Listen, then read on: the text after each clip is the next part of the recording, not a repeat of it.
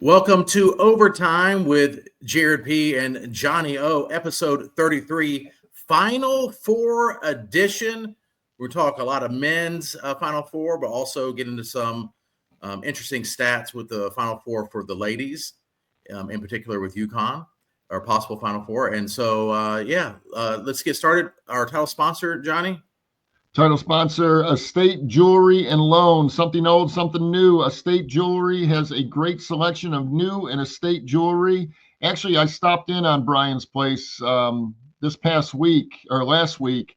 He really does it. It's a really nice jewelry store. So anyone out there, you really need to stop in there. You can really find some unique pieces for any occasion. Brian's showroom, like I said, is beautiful and has lots to choose from. It's a very cool little local jewelry store that you need to stop in. Estate Jewelry, Diamonds, and Watches. Check them out at 2511 Battleground Ave and also at estatejewelryloan.com.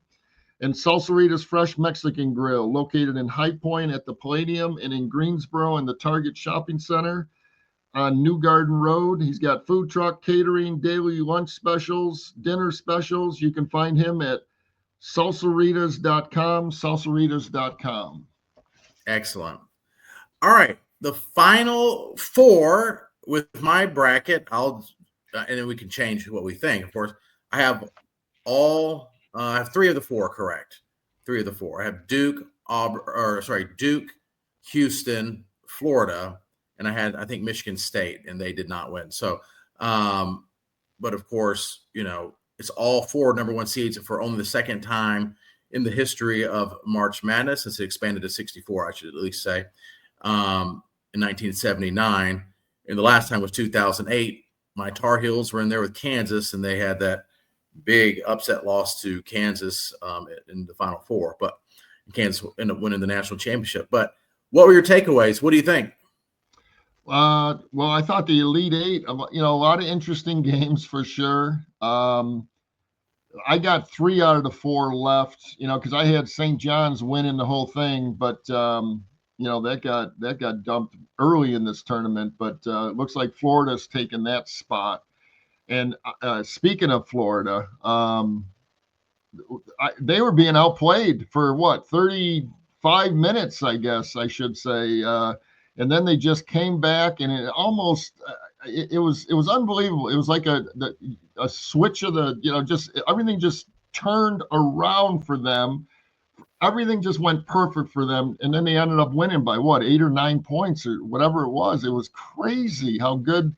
I think they're a well-coached basketball team by that young dude, Todd. Yeah, I know.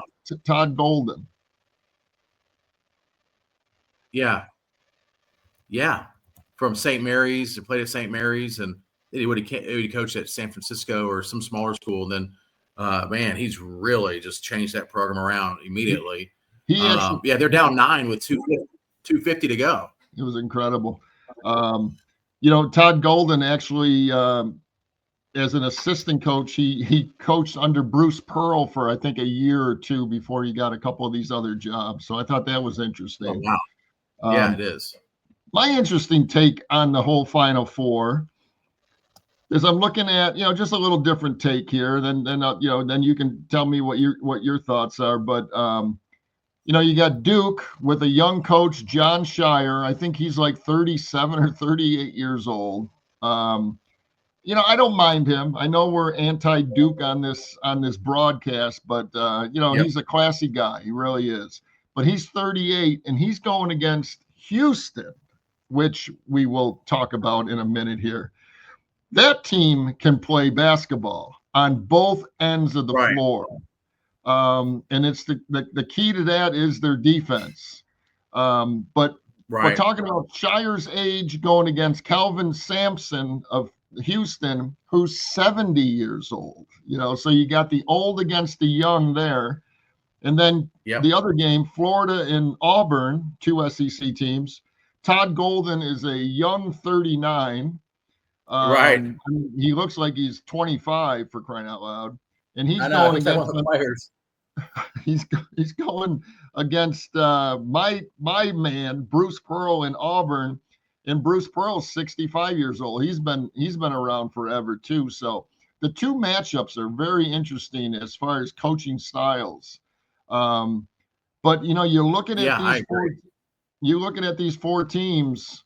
Duke looked just absolutely dominating in the Elite Eight, and it's their defense, man. I mean, they, of course they can score the basketball, but they, I'm wondering how Houston's going to do against on the inside game, and if Auburn gets to that game, maybe against Duke, if that Janai Broom is going to be able to do his inside moves and stuff like that against that interior defense that Duke has. What do you think? That's the thing about Duke. I mean, we're really getting down to who has more NBA players, and Duke has 7 potentially. As of right now, if the draft were held today, they'd have 7 players drafted, and no other team in the Final Four is close. Florida has a couple, Auburn has a couple, Houston has 1, 2. So you're kind of getting down to, you got Duke with four potential draft picks in the top 22, and then 7 in the first 2 rounds. And seriously, no other Final Four team I think has more than 2 or 3. And so it's like sometimes it's like overthinking it. Like, I don't want Duke to win, but one team has 7 future NBA players, and I think it's almost as much as all 3 teams combined. A lot of things can change at the combine and draft, but as of right now, it's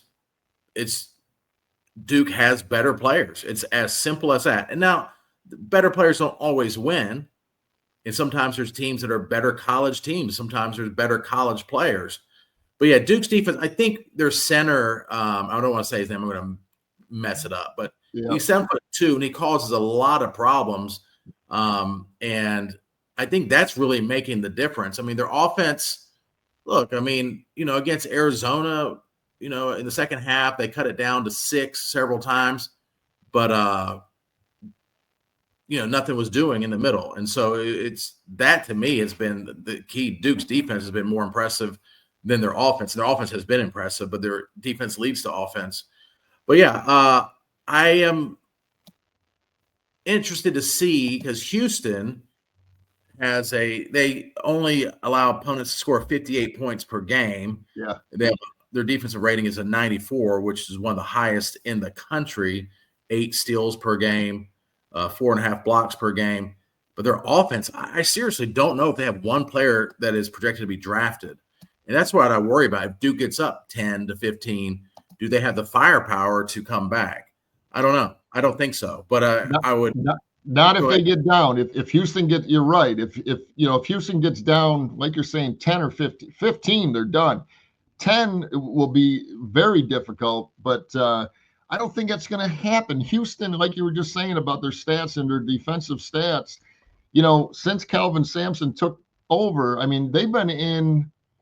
They've been in the Elite Eight, I think, the last 3 years, and it's mostly because of his defense. He's got those guys bought in on the defense, and they're going to have to hold Duke. That game has to be in, I'm saying, the 60s or low 70s for Houston to even have a chance to win that game.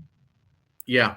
And it's hard to, like, in the Elite Eight to, like, pick out, like, is Duke's defense that good, or did Alabama's have an all-time bad shooting night?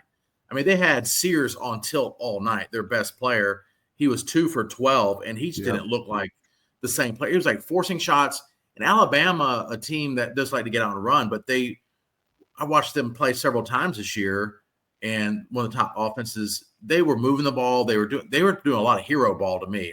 And once they got down, it was a bunch of one. I counted 5 or 6 straight possessions where there was one pass or less, and then it led to missed shots. They scored for 7 straight minutes. Yes, and is that Duke defense? Of course, you got to give credit to Duke in their defense, but it's also they lost their identity in that game, and I guess that happens when you play teams that with good defense. But it was just a pathetic showing by Alabama. Alabama should be embarrassed by how undisciplined they were on the offensive end. I agree. Because I was waiting for them to, kind of light it up, somewhat, at least get, in that 80-point range or whatever, just to try to give Duke a game. But, and that's why Duke completely changed Alabama's whole thinking on offense, I think. And that's why I'm giving Duke credit on the defensive end. I'm going to say this is one of the best all-around Duke teams I've ever seen. To this point. Okay. Yeah. Now we got four. These are the four best teams in this Final Four. There's no Correct. doubt that the committee got it right. It's been these four teams all year long. So we shall see. I think it's a toss-up. Any one of these four that I'm looking at can win. And you mentioned the talent that Duke has and the NBA talent, but that's young talent. Okay, these other guys, Houston, there are a lot of portal guys and older guys. Florida, a lot of portal guys. Auburn, big time portal guys. These guys, they look like men, for crying out loud. But of course, Duke's freshmen look like men too. That Knipple is a star. My gosh, it was so easy for him to get inside for that little 5-6 foot little jumper he was banging off the board all game long. Alabama don't play defense. They haven't all year. They didn't have to because they were scoring 95 points. But one more thing. Well, here it is. 4 freshmen starters in the Final Four. There's a total of 4 freshmen that are starting combined with all 4 teams. Oh, wow. Duke has 3 of them. Yeah. I mean, so that's good. And because, the recruiting that they have, with Knipple, of course, and Cooper Flagg, but I'm leaning toward, that means Houston and Florida and Auburn are older guys, and been around for a while. And it makes a difference in the Final Four. No, experience does make a difference. I was just going through the mock drafts again, and Florida has 2, Auburn has 1, Houston has 1, and Duke has 7. I mean, are we overthinking it a little bit? Like they have, but you're right. It's young, and so I think some of the players are, because they're young, are project not Cooper Flagg and Knoppel. That dude, I don't know. That's somebody I would, of course, Cooper Flagg you want on your team, but like that Knoppel or however you say his name. I mean, that's Knipple. a guy. It's Knipple. Knipple. Yeah. That's a guy, and he doesn't talk trash. Yep. He doesn't. I mean, he makes, everyone makes mistakes, but he's smart with the basketball. He's under control, and he shoots a high percentage. And then Proctor had one bad game in the tournament. It was in the Sweet 16, but in the Elite 8, he was 7 for 10 again. I mean, this dude's shooting over 60-some%. It's from the guard position. And then you got the 7-2 guy in the middle. I can't say his name. And it's just like, I mean, right now, Duke, well, look, before the tournament started, yes, I've made a lot of videos online saying Duke's not going to win the championship. And I really believe that going into the tournament. And as it goes further, the belief gets less and less, but it's based on the fact that it was a supposed weak ACC. I know, and they only played, I think, 5 ranked teams, and they lost, and they were 3-2. Yeah. So it's like, you get in the tournament, you're playing after the first weekend, you're playing all ranked teams. Although I thought it was an interesting stat.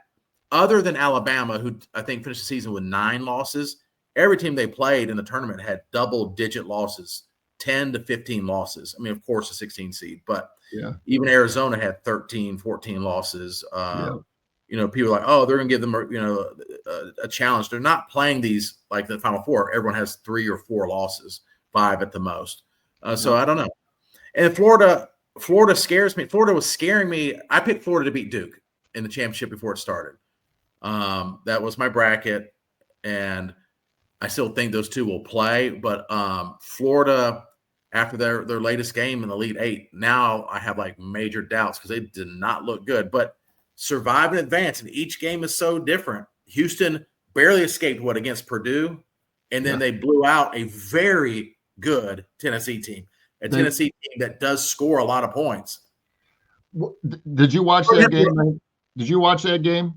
I watched most of it. I missed the first half. and I turned it on in the first half. I was lucky enough yesterday. Oh my God. I played in Pinehurst yesterday playing golf. My brother, a couple buddies came down from the New York area, and it was a wonderful day. So I get back home and I turn on, and Tennessee, I mean, had 15 points at halftime. Yeah. I'm like, wait, I go, what? And the first thing, as soon as I turned it on, I think it was Ernie Johnson said, he goes, "This is not a misprint, people." And I'm looking, and he goes, "It's like 36-15 at half." I'm like, you got to be kidding me. Anything can happen in this tournament, Jared. Yeah, and they were missing. I mean, you got to give credit to Houston, but they also couldn't hit the broadside of a barn. I mean, it was all time. I said Alabama should be ashamed of their offensive production. Tennessee, I mean, they put it on in the second half, but the first half was all time ugly. Yeah, absolutely. But well, let's break it down. We got Duke versus Houston. Okay. Go ahead.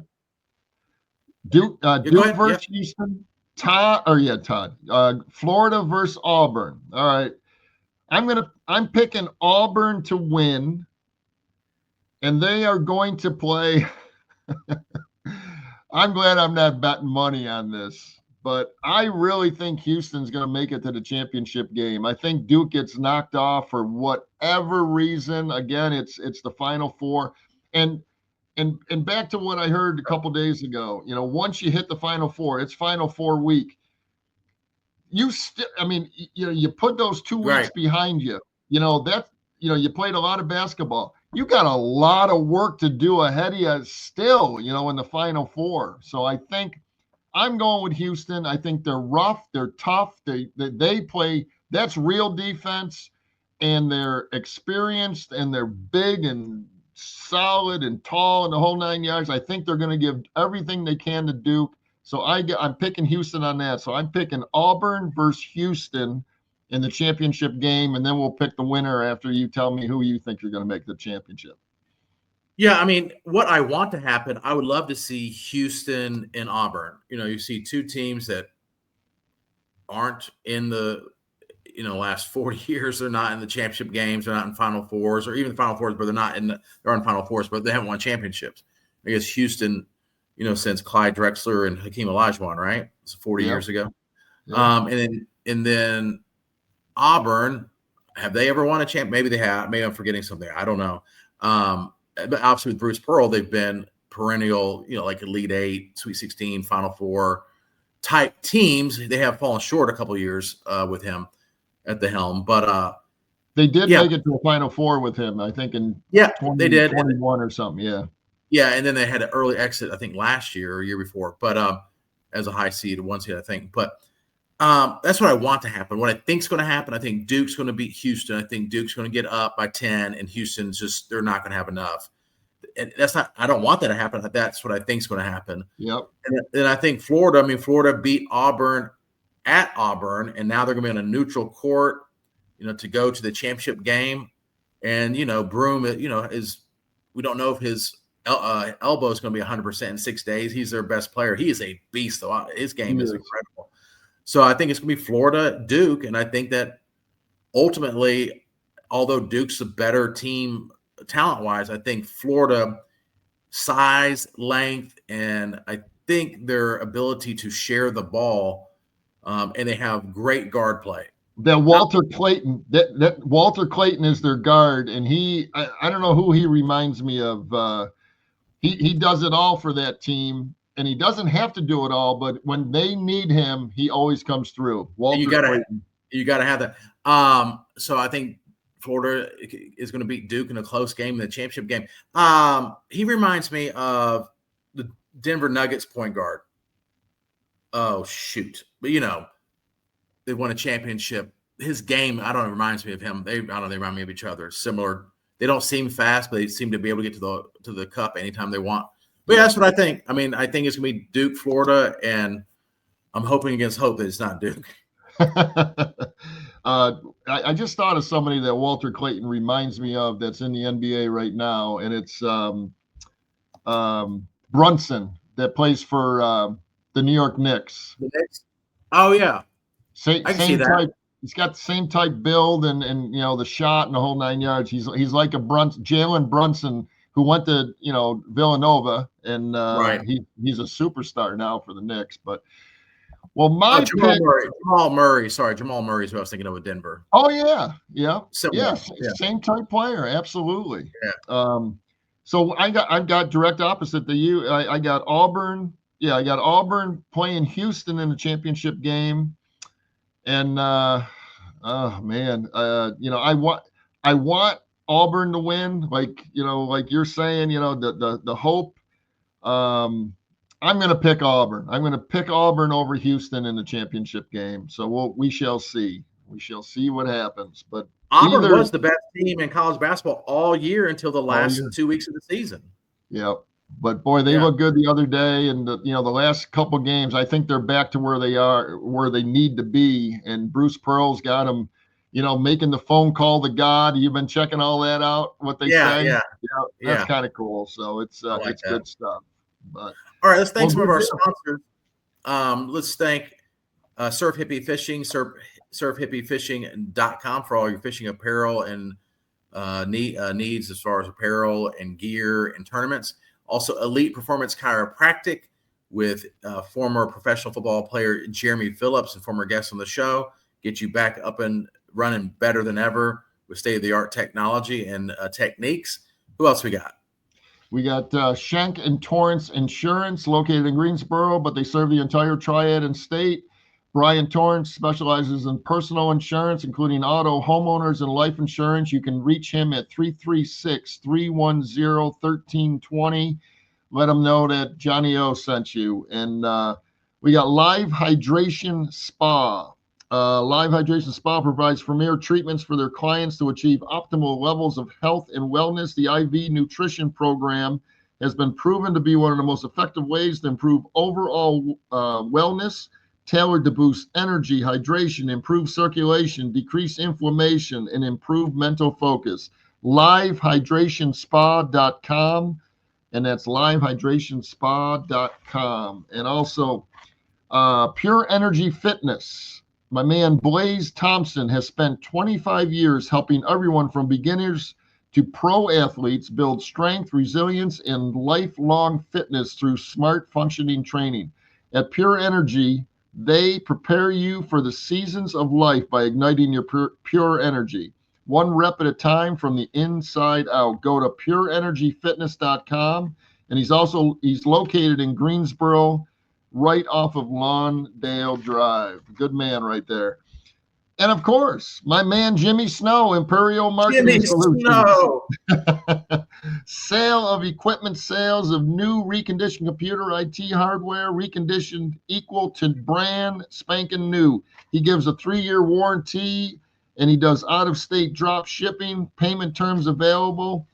Call Jimmy Snow for your laptops and desktops. You can reach Jimmy at 315-345-8349. And I'm going to say his name one more time because he loves hearing his name, Jimmy Snow.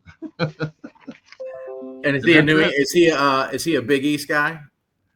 He's a Syracuse guy, so he likes the Cuse, and of course he loves your Commanders as well. So you would get along with the Snowman.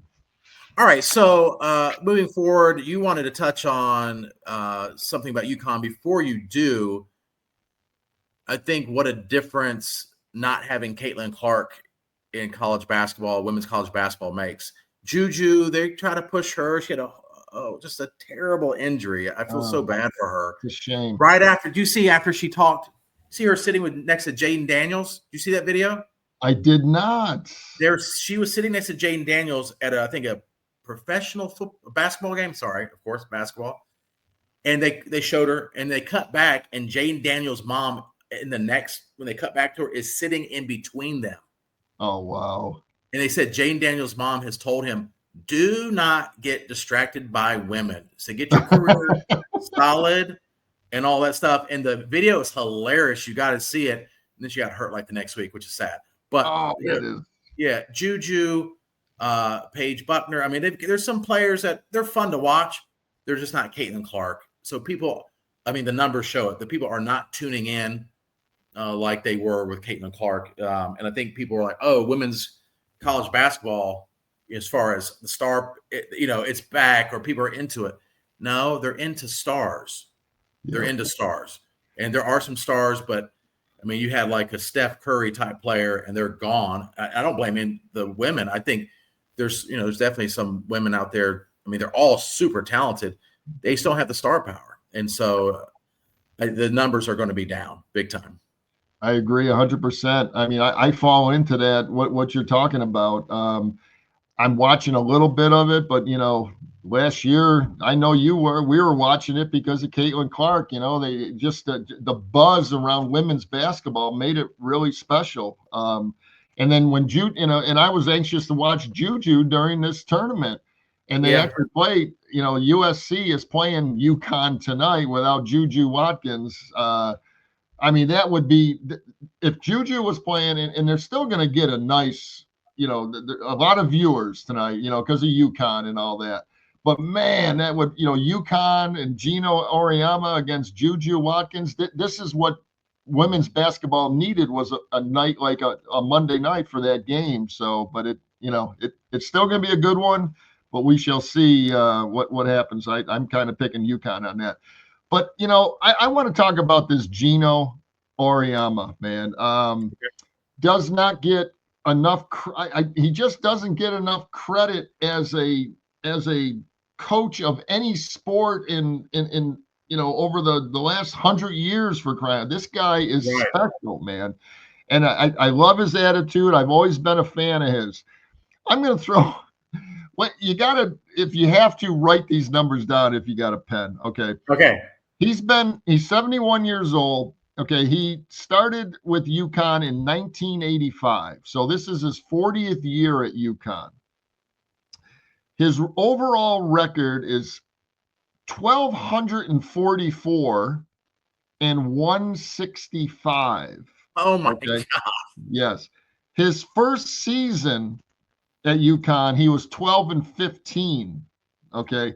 So that averages out to, per year, 31 and 4 is his average record per year. That's insane. And I'm going to throw this out. His salary is only $2.4 million a year. I say only, not in my terms, but in sports terms. Okay. Right. 2.4 million.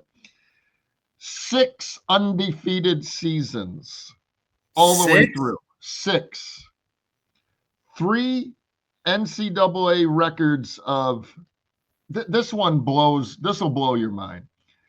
They won during a certain period of time, 111 straight games once, UConn did, 90 straight another time, and 70 straight a third time.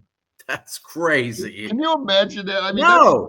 That's three seasons, 2.5 seasons, just never losing a freaking game, man. Yeah.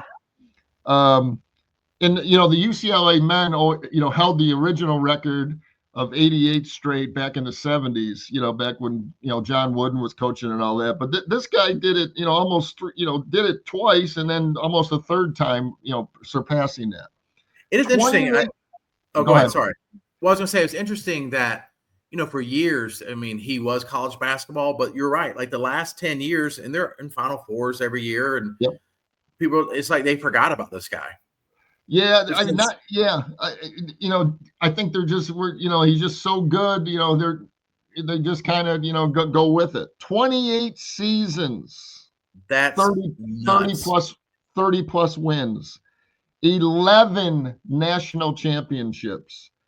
23 Final Fours out of the 40 years he's coached. 23 years he just goes to the Final Four. And I don't even know what the Elite Eights were or Sweet 16s. I think that's a crazier record, Well, here's the thing. Okay, so he's got 165 losses in 40 years. His first 8 seasons, there was 78 of those losses. So think about what he did the last.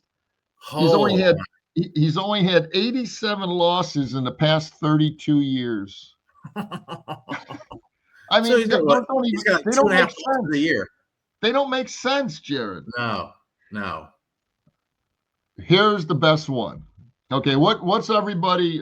Everyone just talks. Well, what's your tournament record? Let's, what kind of coach are you? What's your NCAA tournament record? I mean, it's almost funny. 140-24. This guy is. He could have left. He could have went and coached men's. He could have. I'm so impressed with it. He knew his niche. He knew, he got what he wanted. He's coaching women's all these years. He's brought the game, before the Caitlin Clarks and all that. I mean, he had superstars: Rebecca Lobo, Sue Bird, Swin Cash, Tarazzi, Maya Moore, Brianna Stewart, all those stars. He is the guy that built, obviously, women's college basketball. These numbers are stupid good, man. Yeah, he was the star of women's college basketball. Yep. For years. And he stepped back. He has actually, remember, he kind of liked the limelight. He was kind of chattering, but he kind of stepped back, I think, like you're saying, the last 10 years. I think he only has, 4 or 5 championships. That's, I mean, for him, right. That's not like on par. Well, and then, they had that great rivalry with Tennessee and Pat Summitt. So you had these two all-time greats they were bigger than the game itself, really. Absolutely. Yeah. Well, those are mind-blowing stats. And I think people, they just take them for granted. They're like, they're on to South Carolina, they're on to they're kind of on to South Carolina, really. And they forgot, this guy's done it for, like you said, 40 years. You could be a flash in the pan and might have a good stretch or whatever, but 40 straight years of dominance is insane. Just dominance. And they have a good chance of winning it this year. They have a good chance of winning it this year. I think they're they have a real good chance. You mentioned Pat Summitt, and we were talking about Bruce Pearl. Remember when Bruce Pearl was coaching at Tennessee for a couple of years? I remember, he was, he was going to those the women Tennessee games. He had the big letter T on, I mean, he is a personality. And I remember an interview, a real quick little thing, because he's so funny.